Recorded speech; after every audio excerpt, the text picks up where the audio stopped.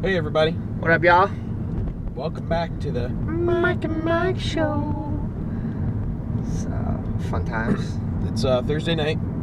We just went and saw Blade Runner 2049. I liked it. I thought it was a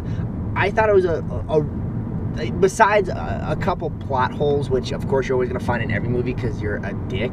I thought it was a very well written sequel. I thought there was a lot of holes that they had plugged for the most part. Of course, you got Mr. Debbie Downer over here. He's going to have to tell you all the reasons why it's not good. But I figured it's like I'm going to do a good sandwich. I'm going to start good. I thought it was a very well written sequel. I thought Ridley Scott did, although Ridley Scott surprisingly was not as attached to it as I thought he was going to be, like the first one. So did good, but it did have Harrison Ford, of course, the original Blade Runner. Awesome. Had Ryan Gosling as another Blade Runner in the movie, which is also great. I like Ryan Gosling. They had a couple other big names in there, so it was enjoyable all around. But I'll let the dark cloud over here go ahead and say some stuff. We have a special guest today. Oh yeah, I'm sorry, I forgot to introduce Oh, hello. the third M to our trifecta. What years? Okay, well, sorry, I was going The trifecta of M's. Trifecta, love it.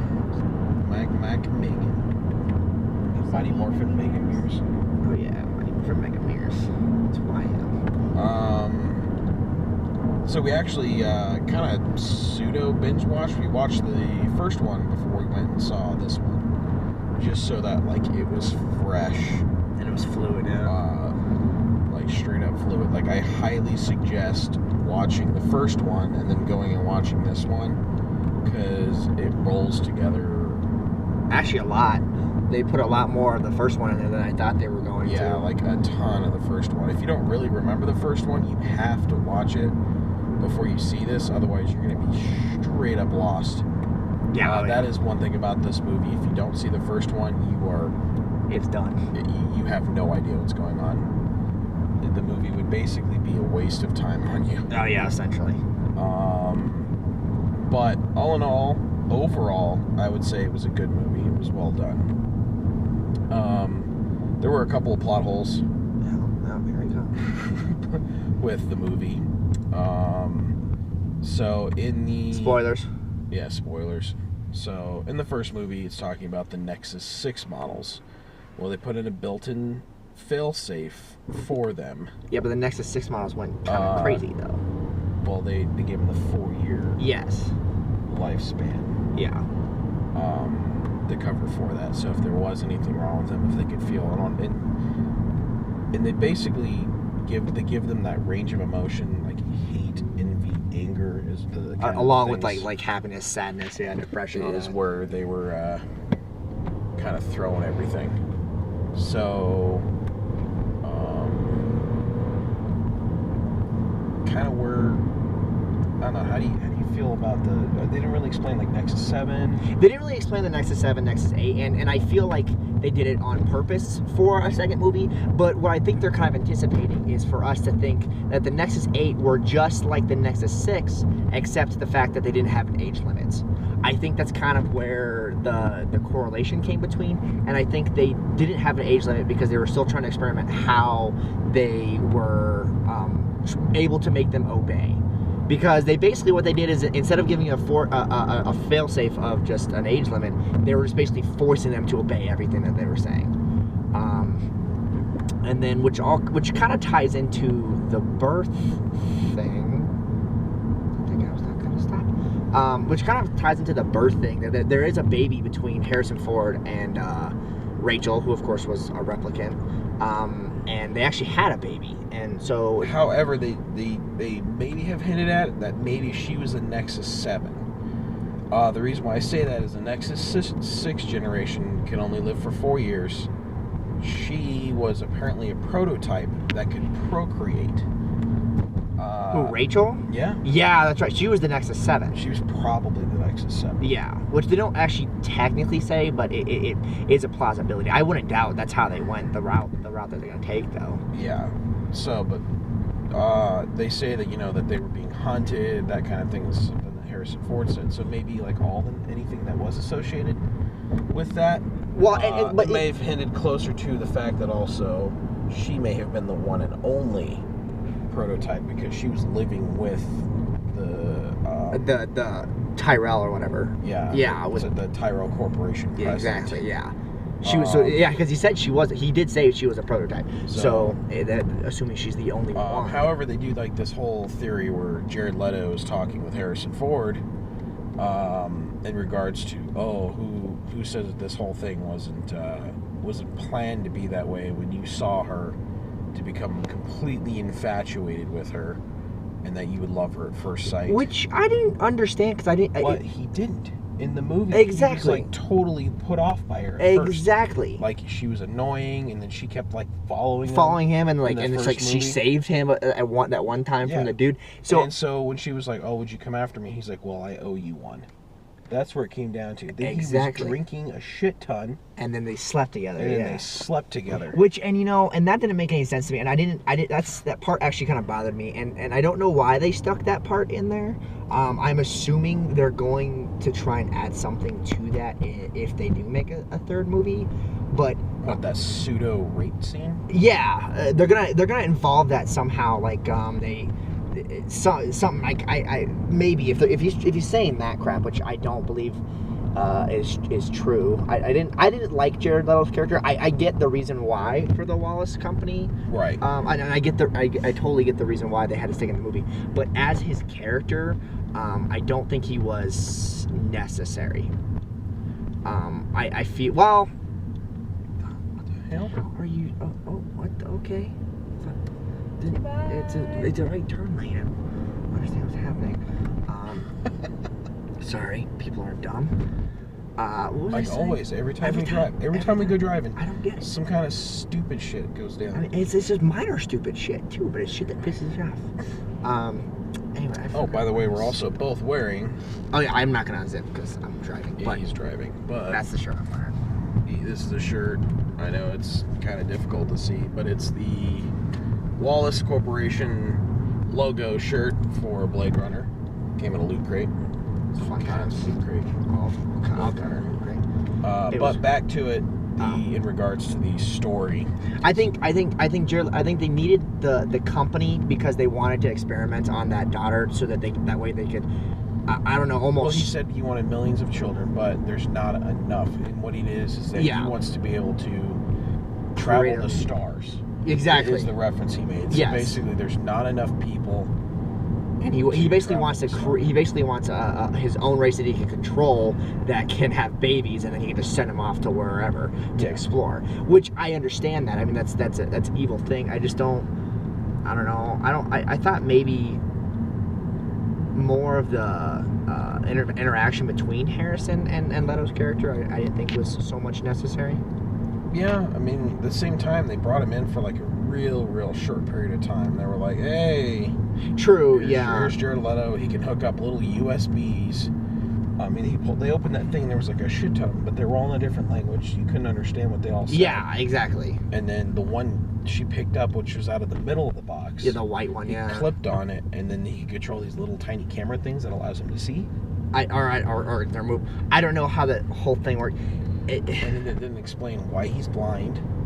No, I don't think he's blind. I think was he blind? Okay, I couldn't tell if he had just like modded himself out. Retinas and irises, like he's got like some type of implant or bionic or something. That's what I originally thought. Or either that or super glaucoma. It was.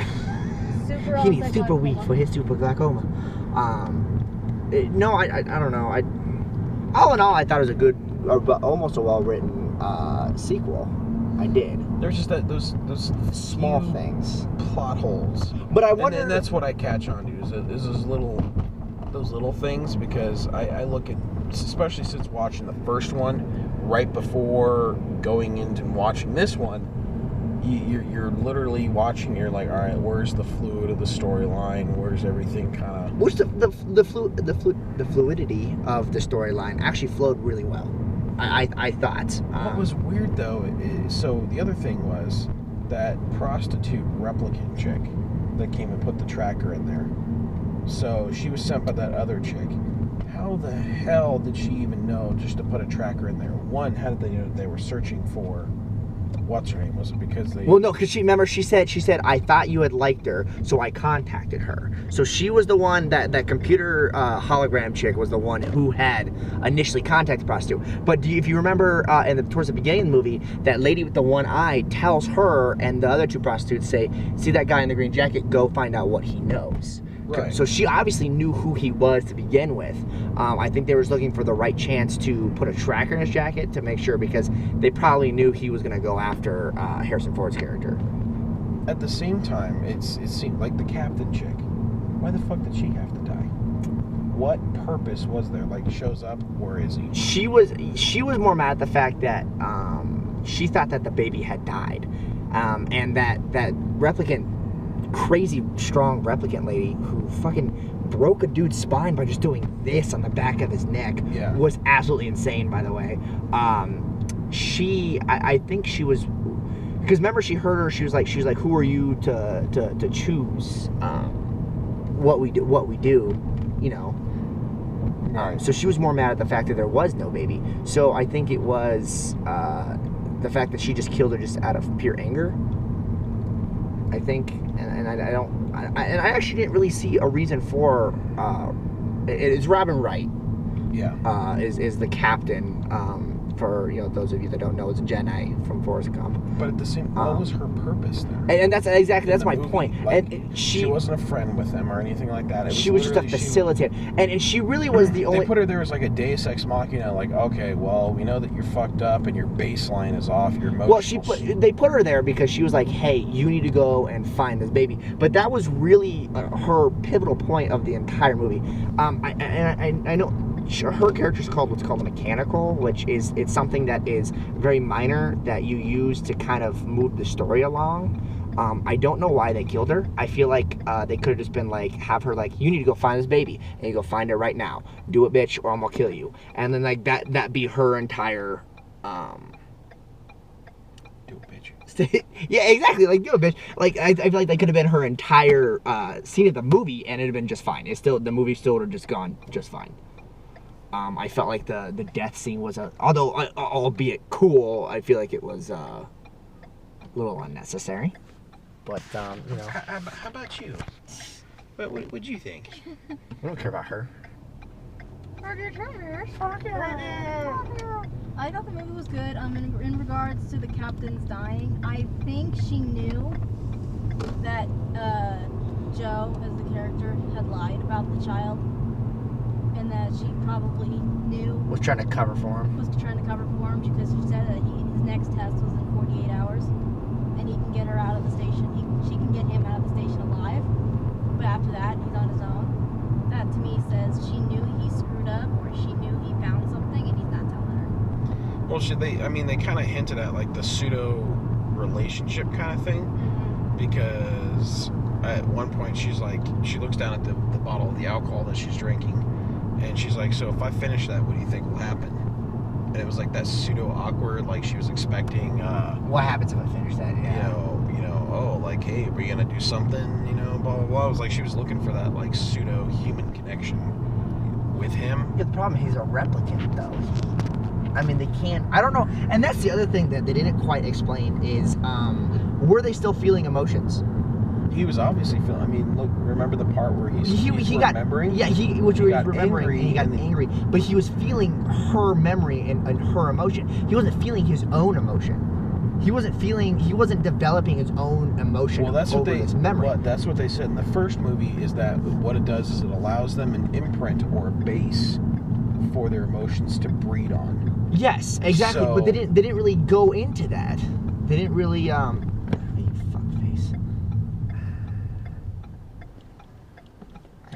They went in a little bit. A little bit, but they didn't. But what they were looking for is, like it was showing like the cells and like the anomaly when he was doing his baseline test, which I think was like serotonin levels and emotional levels being like, way off because he was experiencing so much emotion at one time that it was overriding. Yes. Whatever that. And I'm assuming that, and what I'm thinking is how they made them obey is that they took away the emotion. Or they took away, like, a max amount of emotion. Like, they gave them, like, so much Like that's where you stand. That's probably what the baseline was. Well, remember the replicant, that other chick, the crazy one? She kept crying at like everything. Like no matter what it was, she like just kept like tears. Like even killing the one chick, she cried. Yeah, and I wonder if that was just frustration or anger. I couldn't quite figure that one out. I wish they would have gone into, or I wish they would have kept with the emotion thing, because that really was the driving force for everything in that first movie. Yeah, in the first movie it was because they were afraid of them learning all these emotions. But from my understanding, every single one of them, including all these new versions of the Nexus 8s and stuff, all had the capacity for feeling. Yeah, but they didn't explain like how much and what is the side effects of that, or how they even stopped them from having, or how they made them obey. You know, like that's one thing they never went into. I mean, if they went a little bit more into the whole obeying part, I mean, it may clear things up in the movie. Yeah. But the fact of, you know, oh well, we need her to know, you know, that like she's the whole key to making sure, like, they couldn't get like give him like a sample of her blood, be like, hey, this is from her, you know, see if this helps so that replicants can breed. Because can you create control from a replicant's womb, I guess?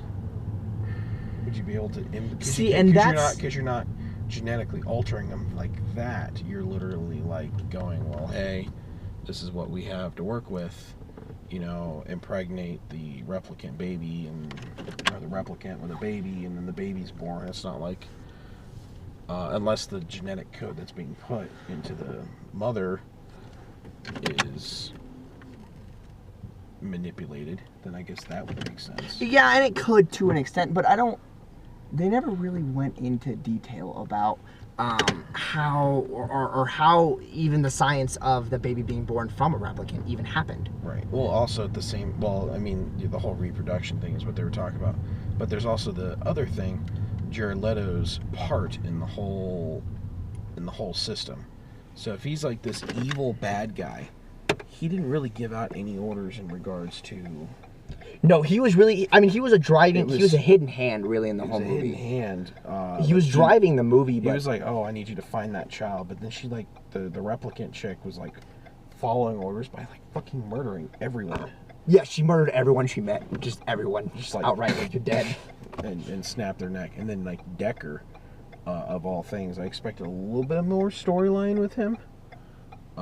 For that, but I think, and it kind of explained it in that scene where they're drinking. But he also didn't know exactly. He kept himself so distant from it that he couldn't have a storyline because he didn't know anything. Wow. And that's how he wanted it. That's how he wanted to keep it. You know, which makes sense. Yeah, I mean that totally that completely factors into it. That makes sense. Which I can understand. I don't know. I would give it an 8 out of 10, especially for being a sequel. Especially for how closely written it was in comparison to the movie. They brought a lot of stuff back from the first movie. They compared a lot of stuff and sort of mended a lot of things. They did have a few holes here and there, but for the most part, I felt like they did a good job. It's not like The Kingsman. Oh yeah, I'm sorry. I didn't know you were hot. Unlike The Kingsman, they did a good job of blending the story, keeping it was film. I would agree, it is cohesive. I would give it a 7 out of 10. 7.5. 7.5. 7.5. So the average, between all three of us, it's going to be a 7.5 out of 10. It was a pretty good movie. I do recommend you go and see it. Please watch the first one first, or you will be utterly confused. You're gonna be like, "What the hell is this shit? This movie makes no sense." If you're not gonna watch it, at least go to the. If you're not gonna watch the first one before, then at least go like drunk or high, because that's the only way you're gonna understand any of what's going on. So, yeah, go and watch it. It's a good movie. We had fun watching it. I don't know what's next week. We'll figure it out. Oh, and then next week is the firefighter movie, the Hot Shots one. Hot Shots. So we'll put that up there. Okay, guys. So thanks for watching. Like, subscribe below. Comments. Always comments. Always comments, all right? We need comments. Yeah. Fuck yeah.